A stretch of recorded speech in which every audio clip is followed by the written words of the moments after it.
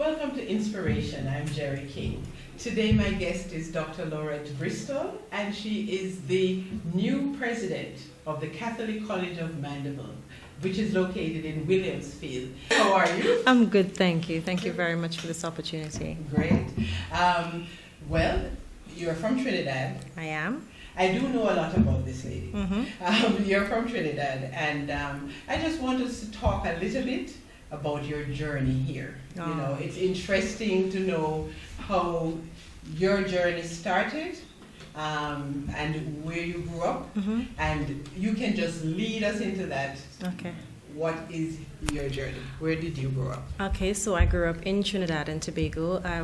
For most of my life, I was raised on the East-West corridor, actually attending school in a little village called Aruca, where I was born, and I attended primary school in Aruca and half of my secondary school education in Aruca. Okay.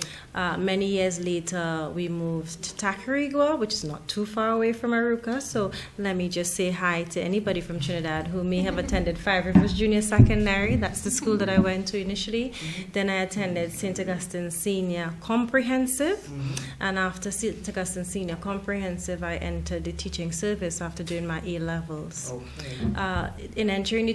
When I entered the teaching service in the 1990s, I entered as they had reintroduced at that point in time on-the-job training, because Trinidad and Tobago at that time was in a state of bit of an economic crisis. We had a lot of graduates from university who were leaving university, and when they left university, they couldn't find employment that was equivalent to their qualifications. Sounds familiar. So the response from the government was to create on-the-job training opportunities so that at least graduates would have some job experience underneath their belt, and that could then be converted to currency for them to apply for more permanent full-time positions. Very good. So they could put them on their resume. And the resume, that's right. So I was an on-the-job trainee teacher. Okay. And what did you teach? Primary school level, I went back to my original primary school, St. Finbar Girls RC. Is that a Catholic? It's a Catholic institution, Catholic primary school, and I taught there as an OJT with the teachers who taught me as a child. So it was interesting to see and to hear how they understood me as a child. Now I'm and what did they say actually? One teacher said to me, "You were the teacher's pet," and that was a bit confronting at the time, because I couldn't imagine how I could be the teacher's pet, but apparently I was for some parts of my life. But the interesting thing about entering teaching is that teaching was never on my radar. I wanted to become a lawyer. Okay. Unfortunately, when I finished A-levels, my mother didn't have the money to pay for me to go to university. And key here is it's important to note that my mother raised 5 children as a single parent, and I'm the eldest of 5. And my mother, for most of her life, and it's something that I'm very proud of, for most of our life was a domestic helper, working for people in homes. And therefore, it was critical that once I finished school that I found employment, right? And when it came back that I was supposed to enter into teaching, I said to my mother, "I'm not going. I don't want anything to do with teaching. It's boring." And my mother looked at me as she typically would, and she said, "Well, okay, well then find somewhere else to live." Thus, I'm in teaching. Okay. I obviously had nowhere else to live. The teaching to you? We filled out a form in the newspaper and we submitted it to a ministry. I can't remember which ministry now. And it came back. They did a profile of us, and the profile came back that I was best suited for teaching. So law was anywhere on that profile. So that's how I ended up being sent to the Rujunat Learning Resource Center to be oriented for teaching. Yeah. And that was the beginning of a journey that lasted, and I realized once I started teaching that I actually took to teaching like duck took to water. It made sense to me. I didn't have a challenge with managing the classroom. I actually enjoyed working with the students. I enjoyed challenging students. I enjoyed working with quote-unquote hard to reach students and celebrating the changes in their behavior, celebrating the changes in their academic performance. So you had experience in a special needs classroom? At one point in time in my career, when I realized that I tended to be oriented towards those children that nobody else wanted to teach. Right. I started focusing a lot more in Teachers College on aggressive behavior and aggressive children. So my elective at Teachers College was actually psychology, and my thesis was looking at how do you manage aggressive behavior in children in the classrooms. Because then I had determined that maybe I would explore the idea of educational psychology. And of course, that too went in a different direction. I went in another direction. When it became clear to me working with those students, I loved it, but I never left the job at work. I took it home with me. So I wasn't winding down. That's a challenge. So it was best that I didn't think about psychology, because I carried children's problems home with me and never let it go and kept worrying about it and stuff like that. And thus I turned my attention to working with teachers.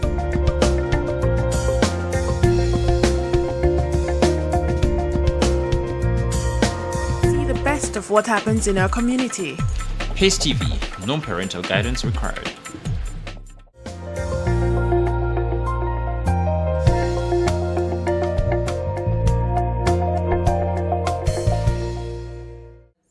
Realized very quickly that sometimes, we all intervene in education at different points. There are some of us whose calling is to intervene at the level of the child, and then there are some of us whose calling is to intervene at the level of the teacher. And I think it became clear that my calling was towards working with teachers and working with leaders, and intervening in transforming education at that level. So the work and the research that I've been engaged in for the last 10 years have been at that level, working with schools, working with teachers, in teacher education, helping teachers with a very big focus on in-service teacher education, working with schools across Trinidad, working with schools in Australia, there was a period of time, there was a period of time that I had docking and dock-out relationships with Jamaica and St. Lucia.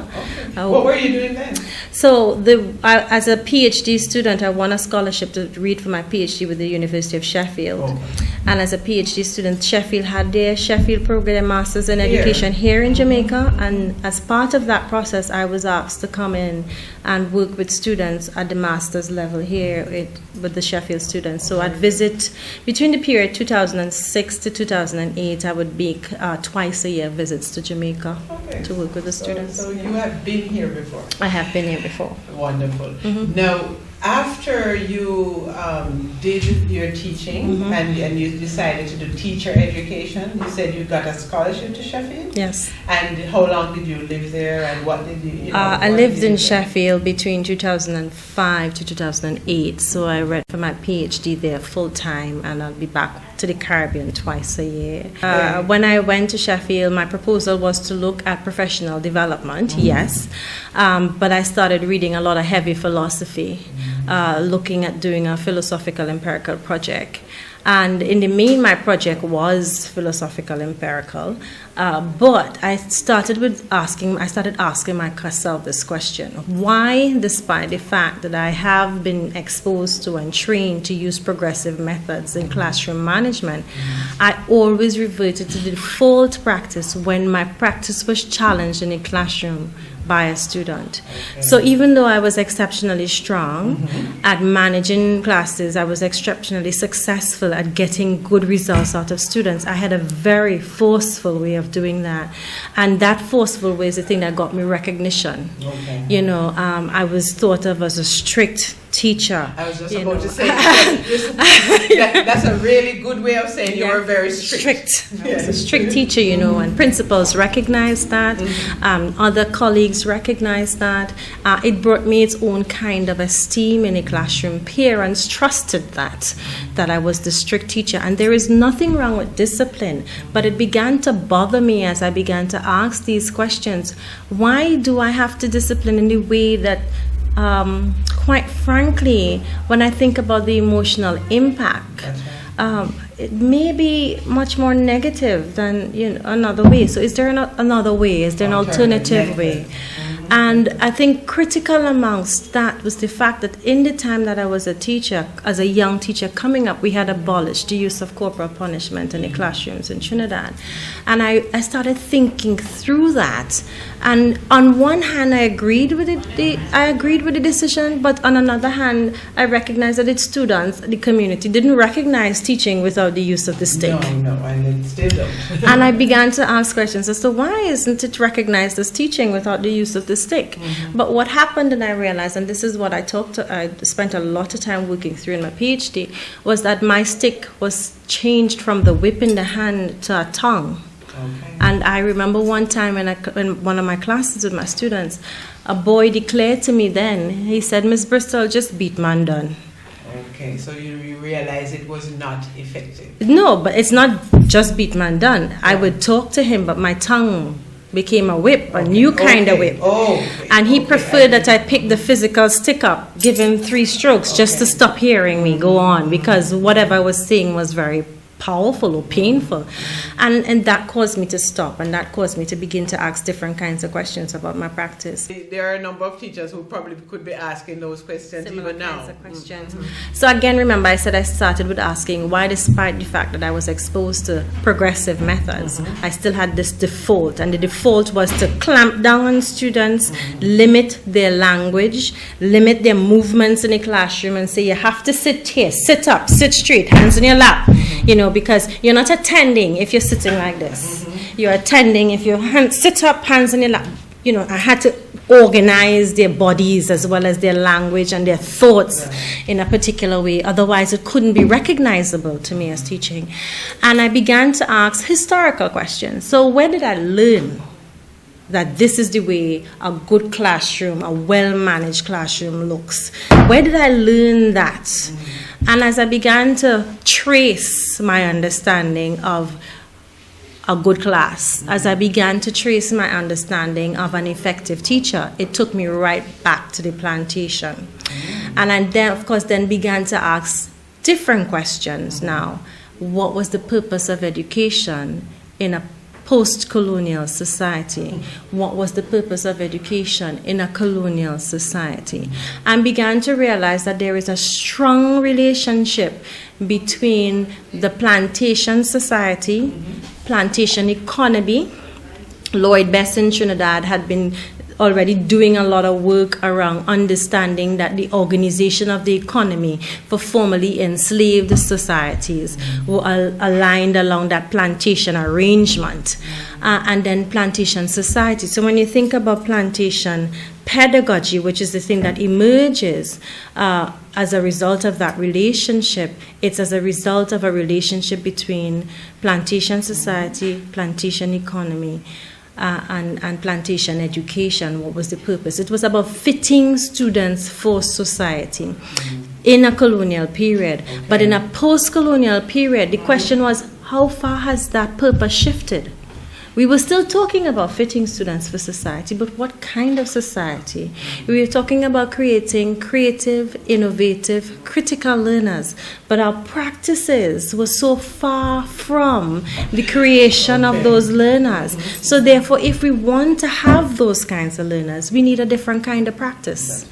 And in order for us to recognize and realize that different kind of practice, we need teachers asking different questions.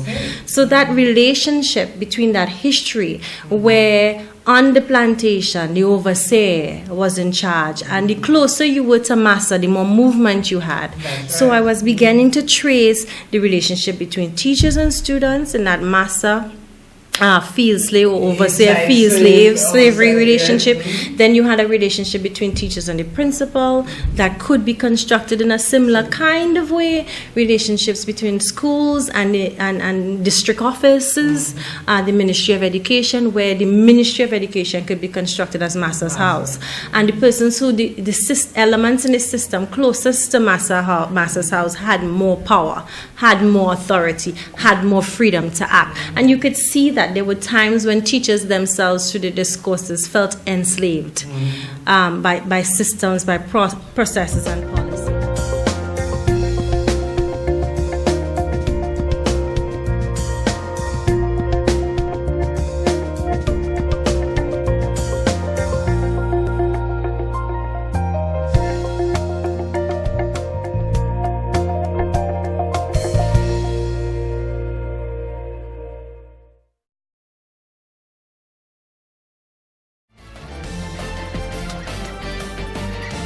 Pace TV. Where were you getting your material from? So that's very interesting. So I started by reading West Indian literature, books published by all West Indian authors who talked about education, talked about schooling. So Derek Walcott, Anthony Winkler, Jamaican author. So I started looking through the post-colonial literature and trying to attract what were our authors saying about education, and were there any connections. And you saw the connections there, but they were not given names. They were associated with our colonial history and our post-colonial aspirations. But the naming of the pedagogy is the thing that I contributed to the field in naming it Plantation Pedagogy. You have Anderson from the US were talking about the pedagogy of the plantation. That's right. And when I worked with the teachers, because I moved from this philosophical empirical inquiry to going into a school and actually doing a case study where I provided teachers with stimulus Where was material that? in Trinidad. In Trinidad. Can't give you more details about the school. But basically, in providing that stimulus and creating that space where teachers got to talk about their practice, they named it. They said, we're teaching like we're on the plantation. Okay. You know, and when we think we have plantation economy, plantation society, what do we call our pedagogy?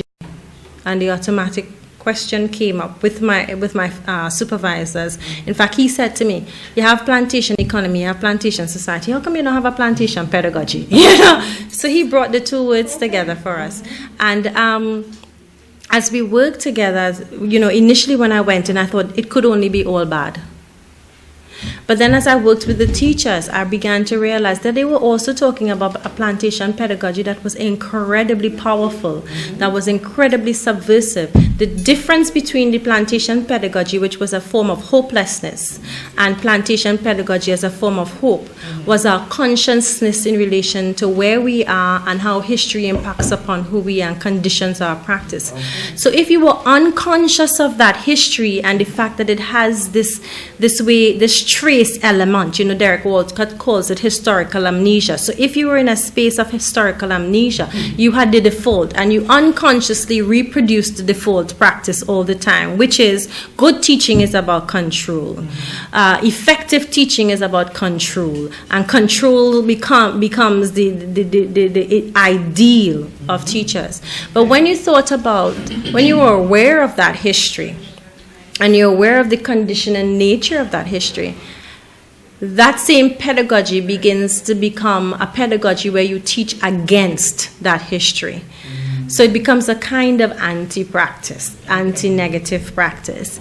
And it becomes a space where, because I'm aware of my default, I am consciously working as a teacher against the default. So instead of trying to control, I create spaces for power. I create spaces for shared responsibility. I create spaces where students get to voice how they want to engage in education, and create spaces for negotiation, because I still have a responsibility to the Ministry of Education legally, right? So students still have exams at the end of the year. So, but what we could do is negotiate which subjects we do today, in which order, and we could. So you're bringing them into the learning process definitely through their own. Yes, so they get to own their learning in a much more powerful way, rather than to have me saying to them, do this, do that now. I've had students say this to me at the primary school level: Miss, we know we have to do these 5 subjects today. Can we do art and craft first? And I'd look at them and think, okay, now tell me why it's important that you want to do art and craft first. Give me a reason. And they would say, well, if we do art and craft first, then we can write stories about how we went about creating the thing that we've created. And we could use that. So they began to see how the curriculum worked in a much different way. It's integrated education. Definitely. So how long ago did you do that? The data collection, everything finished in 2008. See the best of what happens in our community. Pace TV. No parental guidance required.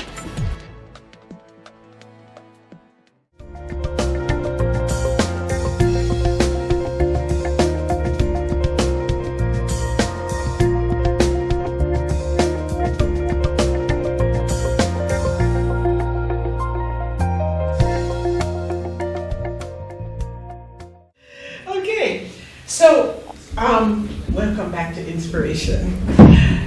So you have done, you did it in 2008, you said? Yes, finished in 2008. A question I always want to ask. What happens to that study that you did, and how does it impact the world of education? That study became a book, so it's being used by institutions in the UK, it's being used by institutions in the US, it's being used by institutions in the Caribbean and Trinidad and Tobago. So the book is coming, the work of that book has begun to impact upon research in education in similar fields. I've seen references to other postgraduate degree students referring to the book and using it, interrogating, challenging the ideas within the book. So it is making a very solid impact on it. Wonderful. So you are here. Yes, at Catholic College. Catholic College of Mandeville. I know you had a stint in Australia. Yep.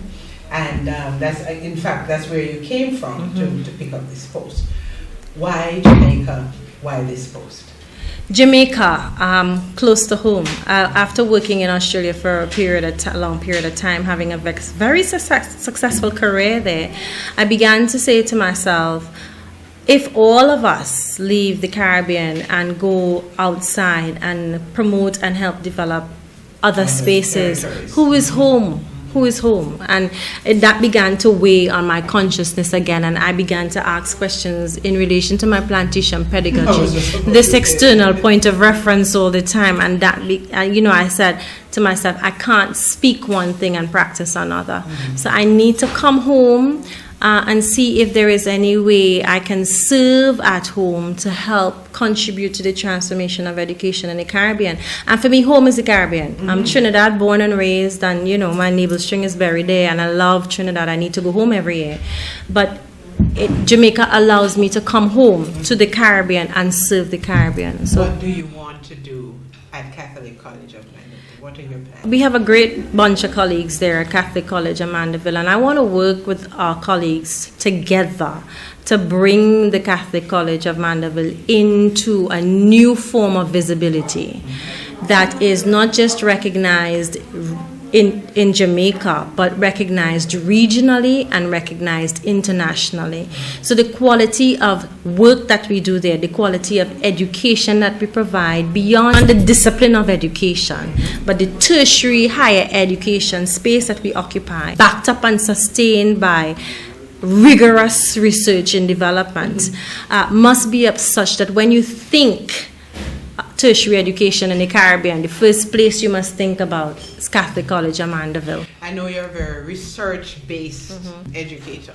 And is that the direction you also want the college to go in? The college, if the college has to play in the field of education in the 21st century, it must have a strong research drive. So our teacher educators must be involved in research to modify and transform their practice in teacher education. They must model best practices where teachers are researchers, so that the teachers that we work with become researchers. It must become second nature. Research is in the school, research in education is no longer the realm of the researchers. Research in education is a priority for every single teacher from early childhood all the way to tertiary level. It is a priority for every teacher who is concerned about becoming an effective teacher. People look up to Catholic education. I know that you are a Catholic. Did that play a role in you taking this post? No. Being Catholic did not. It's not the primary focus here. Being able to serve in a space that recognized that I had something to contribute to this space was more of a priority. The fact that it's a Catholic institution is only a bonus, because it means that I have somebody who shares my religious identity with me. We can talk about that. That's just a privilege and a bonus, but it was not the primary reason. Okay, so now you have all these plans, and what other plan do you have for Jamaica outside of Catholic College of Mandeville? I think Catholic College of Mandeville will be playing a significant role in development of Jamaica. So in order to let's talk about what does Jamaica need in educational development. Jamaica needs to increase access to education for all, from early childhood all the way up. We at Catholic College of Mandeville are working very strongly to improve our infrastructure around that access. So we are working at modifying our online infrastructure so that we can have students can have access to us, and we can have access to students beyond our current catchment area. So we're looking to go out into wider regions, we're looking to go out into deeper into Jamaica, and we're looking to go regionally, because there are students outside of Jamaica in the Caribbean who want to access quality tertiary education, who want to access CCM, but can't because they can't make the trip in, or they can't dislocate their family for that reason. So one of the major goals, online. Online teaching and learning is a definite priority for us at CCM now. Yes. Okay, wonderful. We're going to wrap up now. Is there anything else? That Catholic College of Mandeville is poised to make a significant impact on the educational landscape in Jamaica. We are going to be the institution, the higher ed provider institution that is going to provide and respond to niche areas of need and development in Jamaica: special education, early childhood, math education, science education, technology and education. So I want people to start picking up the phones, looking us up online. We have a fantastic new website, Reach CCM at ccmjm.co. Take a look at us. We are the place to be. And if you really want to say that you're participating in 21st century education, you need to be part of the CCM family. Awesome, awesome. And thank you so much. That was really, really great. And we look forward to just hearing a lot about CCM. And I'm part of the CCM family, and I'm happy to be part of the CCM family. Thank you very much. And welcome to Jamaica. Thank you. And I know you'll have a great time here. Thank you very much. Okay.